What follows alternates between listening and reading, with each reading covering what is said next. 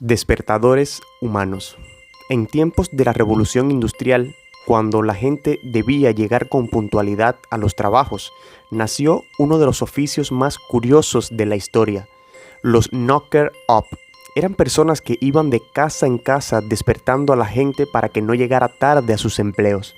A falta de despertadores, los knocker up iban con un palo de bambú largo con el que golpeaban las ventanas de los durmientes, y cuando el palo no alcanzaba la altura de la ventana, usaban una cerbatana casera que disparaba guisantes. Curioso, ¿verdad?